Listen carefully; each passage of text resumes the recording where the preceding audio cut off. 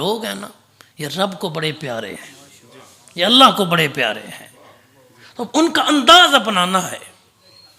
جی اب ترتیب کے ساتھ اس پہ دلائل سماعت کیجئے۔ ارشاد ربی ہے ان الذین قالوا ربنا اللہ ثم استقاموا، بے شک جنہوں نے کہا ہمارا رب اللہ ہے۔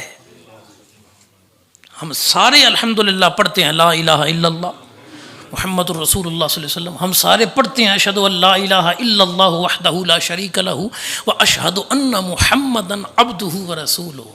کلمہ پڑھنا آسان ہے، کلمے کے مطابق زندگی گزارنا مشکل ہے۔ لا الہ الا اللہ اس کا صرف یہ مطلب نہیں ہے کہ اللہ کے علاوہ کوئی عبادت کے لائق ہی نہیں، یہ کہہ دیا اور بس زندگی ختم۔ اس کا مطلب یہ ہے کہ لا الہ الا اللہ کہہ دیا کہ کوئی عبادت کے لائق نہیں، صرف اللہ ہے، تو پھر حکم بھی ماننا ہے تو اسی رب کریم کا ماننا ہے۔ یہ دوسرا درجہ ہے اور یہ مشکل ہے کلمہ پڑھنے کے بعد۔ اسی کو اس آیت میں میرے رب نے بیان کیا، فرما بے شک وہ لوگ ان الذین قالوا ربنا اللہ، جنہوں نے کہا ہمارا رب اللہ ہے، اور پھر بس نہیں کی، ثم استقاموا، اس پہ ڈٹ گئے، قائم رہے۔ اب لفظوں پہ غور کرنا، قرآن میں آپ کو نماز کا ذکر تو درجنوں یا سینکڑوں بار مختلف انداز میں ملے گا، لیکن لفظ کیا ملیں گے؟ اقیموا الصلاۃ ویقیمون الصلاۃ، جی قائم کرنا۔ قائم کا معنی ایک یہ بھی ہے کہ قائم وہ ہوتی ہے جس کو اس کے تمام لوازمات کے ساتھ پورا پورا ادا کیا جائے۔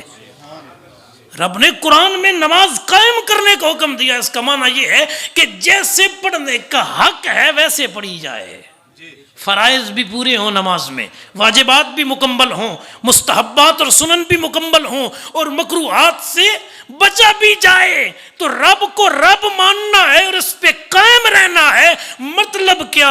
پھر جیسے رب کا حکم آتا جائے بندہ رب کے حکم پر سر جھکاتا جائے، مان جو اس کو لیا، تو پھر ساری زندگی اپنی خواہش کی تابعداری نہیں کرنی، حکم بھی ماننا ہے تو رب کریم کا ماننا ہے۔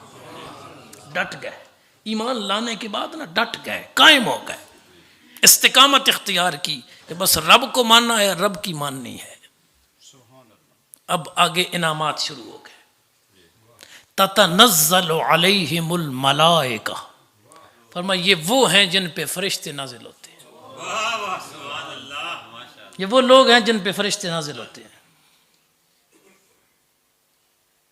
کو تھوڑا سا انعام ہے کہ فرشتے بندے پہ نازل ہوں، جی فرشتے بندے پہ نازل ہوں، اور یہ کس لیے نازل ہوتے ہیں؟ قرآن تفسیر آگے بیان کر رہا ہے، اللہ تخافوا ولا تحزنوا وابشروا بالجنہ۔ فرشتے اس لیے آتے ہیں کہ انہیں بتائیں خوف بھی نہ کرو، غم بھی نہ کرو، ہم تمہیں جنت کی بشارت دینے آئے ہیں۔ بندہ رب کا کامل بندہ بنے تو صحیح۔ پھر فرشتے بھی آتے ہیں، خوشخبریاں بھی دیتے ہیں، بشارتیں بھی دیتے ہیں، اور بندہ ان کو دیکھتا بھی ہے۔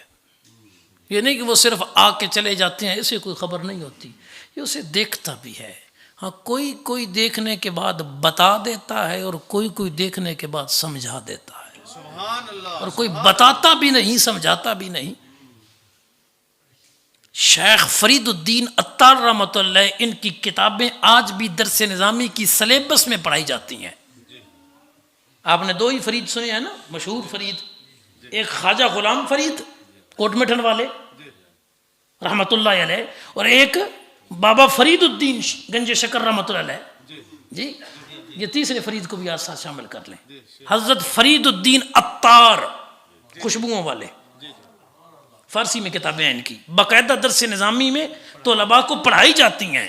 ان کی ایک کتاب ہے تذکرۃ الاولیاء، اس کے اندر جو اس آیت کی تفسیر لکھی ہے نا، آپ کے رونگٹے کھڑے ہو جائیں گے۔ فرما حضرت عبداللہ بن مبارک رضی اللہ عنہ بیٹھے ہیں، یہ تابعی ہیں، تابعین میں سے ہیں، صحابہ کی اتباع کرنے والے، صحابہ کو دیکھنے والے تابعین کہلاتے ہیں۔ اب بیٹھے ہیں آپ کی بارگاہ میں، ایک بزرگ آیا کرتے تھے حضرت سہیل رحمۃ اللہ علیہ. ایک دن حضرت سہیل آئے نا، انہوں نے کہا بھائی اے پیارے عبداللہ، کل سے میں نے نہیں آنا، کل سے میں نے نہیں آنا، آج آپ کی میری آخری ملاقات ہے. انہوں نے کہا بھائی کیوں نہیں آنا؟ انہوں نے کہا آج میں آ رہا تھا نا تو مکان کی چھت کے اوپر سے لونڈیاں مجھے بلا رہی تھیں، کچھ عورتیں تھیں لونڈیاں، اور وہ مجھے بلا رہی تھی یا سہیل یا سہیل یا سہیل، اے سہیل اے سہیل ادھر آ، لہذا میں کل سے نہیں آؤں گا. حضرت عبداللہ بن مبارک نے کہا لوگو آؤ سہیل کا جنازہ پڑھتے ہیں. اسی لمحے ان کا انتقال ہو گیا، حضرت رحمۃ اللہ علیہ کا جنازہ ہو گیا. لوگوں نے حضرت عبداللہ بن مبارک سے پوچھا کہ وہ تو چنگے بھلے زندہ تھے، انہوں نے کہا کل نہیں آؤں گا، اور آپ نے کہا کیوں؟ انہوں نے وجہ بیان کی کہ آپ کے مکان کے اوپر سے مجھے لونڈیاں آوازیں دے رہی تھیں، بلا رہی تھیں، لہذا میں کل نہیں آؤں گا. اور مجھے کوئی کیوں بلائے؟ ظاہری طور پہ تو یہی ہے کہ محلے میں گزروں تو کوئی عورتیں مجھے آوازیں دیں، تو یہ کوئی ظاہری طور پہ میرے لیے اچھا کام نہیں ہے کہ لوگ کیا گمان کریں گے، اس لیے نہیں آؤں گا. ظاہر تو یہی سمجھ آ رہا تھا. اور انہوں نے کہا کہ میں کل نہیں آؤں گا، تو وجہ بیان کی کہ لونڈیاں بلا رہی تھیں، اور آپ نے فرمایا لوگو آؤ سہیل کا جنازہ پڑھتے ہیں، اور اسی لمحے ان کا انتقال ہو گیا، حالانکہ وہ زندہ صحیح سلامت تھے. فرمایا میں نے کچھ نہیں کیا، میں نے تو صرف خبر دی ہے جو پوری ہو چکی. کہا کیا؟ فرمایا میں نے سہیل کے وصال کی خبر دی، اور جو واقعی سچی تھی. میں نے کہا اس کا وقت ہو گیا ہے، آؤ جنازہ پڑھے، تو فوراً ان کا وصال ہو گیا. باقی نہ میری چھت کے اوپر کوئی راستہ ہے لونڈیوں کے جانے کا، اور نہ ہی لونڈیاں ہیں میرے گھر میں، اور نہ ہی لونڈیاں آئی ہوئی تھی میرے گھر میں جو سہیل کو بلا رہی تھی. دراصل جب بندہ مومن کے انتقال کا وقت آتا ہے تو جنت کے پردے ہٹائے جاتے ہیں، وہاں سے حوریں بھی دیکھتی ہیں اور جنتی فرشتے بھی دیکھتے ہیں مرنے والے مسلمان کو. وہ بلاتے ہیں تتنزل علیہم الملائکہ، فرشتے نازل ہوتے ہیں، اللہ تخافوا ولا تحزنوا، وہ کہتے ہیں خوف نہ کر، غم نہ کر. وہ لونڈیاں کوئی نہیں تھیں، وہ جنت کی حوریں تھیں جو لینے آئی تھی سہیل. ادھر وقت ختم ہو گیا ہے، رب کی جنت میں تیرا انتظار کیا جا رہا ہے. وہ کبھی کبھی پھر بندے کو پہلے ہی محسوس ہو جاتا ہے، کسی کو ہفتہ پہلے، کسی کو مہینہ پہلے، کسی کو گھنٹہ پہلے، کسی کو 2 گھنٹہ پہلے، لیکن ہوتا